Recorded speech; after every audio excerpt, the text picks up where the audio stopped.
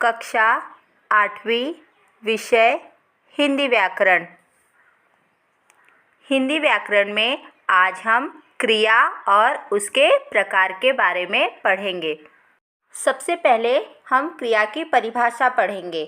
जिस शब्द से किसी काम के करने या होने का भाव प्रकट हो उसे क्रिया कहते हैं। अर्थात बच्चों, जिस शब्द से हमें यह पता चलता है कि कोई काम हो रहा है या किसी के काम करने का भाव प्रकट होता है तो वह शब्द हमारा क्रिया कहलाता है। जैसे उड़ना, चलना, बैठना, लिखना इत्यादि। अब ये सारे शब्दों से हमें किसी न किसी काम के करने या होने का पता चल रहा है, इसलिए ये सारे शब्द हमारे क्रिया के उदाहरण हैं। अब हम क्रिया के प्रकार के बारे में पढ़ेंगे। क्रिया के 5 प्रकार होते हैं। पहला होता है सकर्मक क्रिया, दूसरा अकर्मक क्रिया, तीसरा संयुक्त क्रिया, चौथा प्रेरणार्थक क्रिया और पांचवा सहायक क्रिया। अब बच्चों, हम इन 5 प्रकार के बारे में एक एक करके पढ़ेंगे। सबसे पहला प्रकार है सकर्मक क्रिया।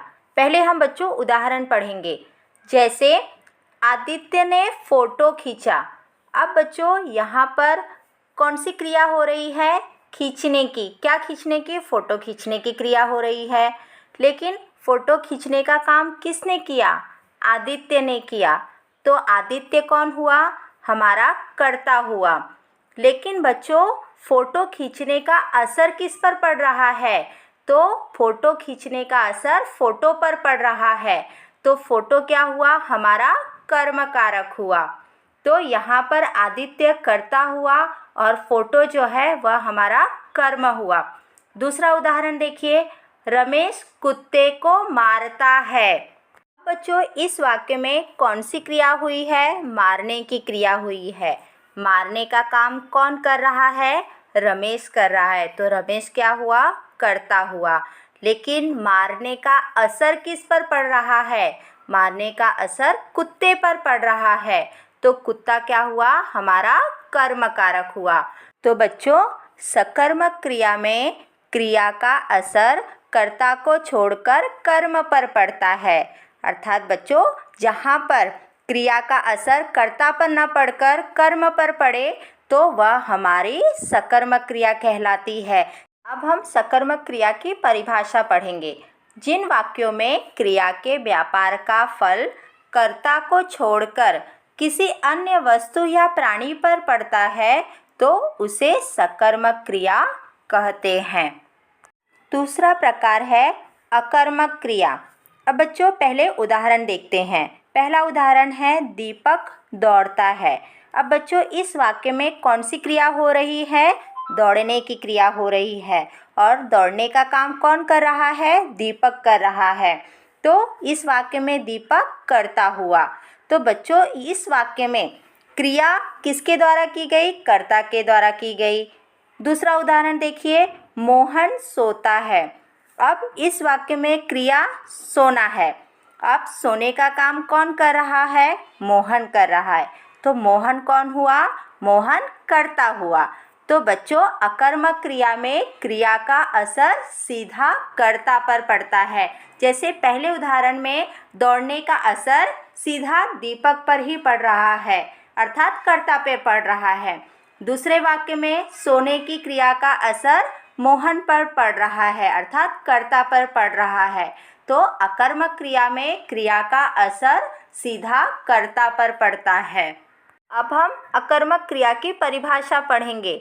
जिस वाक्य में क्रिया के व्यापार का फल केवल कर्ता पर पड़ता है उसे अकर्मक क्रिया कहते हैं।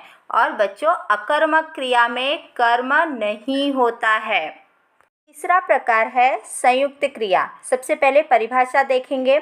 जिन वाक्यों में 2 या 2 से अधिक क्रियाओं का एक साथ प्रयोग हो या जो क्रिया 2 या 2 से अधिक मूल धातुओं के योग से बनती है उसे संयुक्त क्रिया कहते हैं। अर्थात बच्चों, जिन वाक्यों में 2 या 2 से अधिक क्रियाएं आए उसे संयुक्त क्रिया कहते हैं।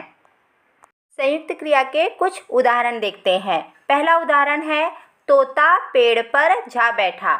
अब बच्चों इस वाक्य में दो क्रियाएं हुई हैं, जाने की भी क्रिया हुई है और पेड़ पर बैठने की भी क्रिया हुई है। तो यहाँ पर दो क्रियाएं एक साथ आई हैं, इसलिए यह सहायक क्रियाएं हैं। दूसरा उदाहरण देखिए, दीपक किताब पढ़ते पढ़ते सो गया। अब बच्चों यहाँ पर पढ़ने की भी क्रिया हुई, सोने की भी क्रिया हुई और जाने की भी क्रिया हुई। तो इसलिए यहाँ पर तीन क्रियाएं आई हैं, इसलिए यह हमारा संयुक्त क्रिया का उदाहरण है। तीसरा उदाहरण देखिए, बालक पुष्प चुनने गया। अब बच्चों इस वाक्य में चुनना भी एक क्रिया हुई है और जाना भी एक क्रिया हुई है, तो इसलिए यह भी हमारा संयुक्त क्रिया का उदाहरण है। तो बच्चों संयुक्त क्रिया वह क्रिया होती है जहाँ पर दो या दो से अधिक क्रियाएं एक साथ एक ही वाक्य में आए, तो वह हमारी संयुक्त क्रिया होगी। शेष दो प्रकार हम अपने अगले वीडियो में पढ़ेंगे। धन्यवाद।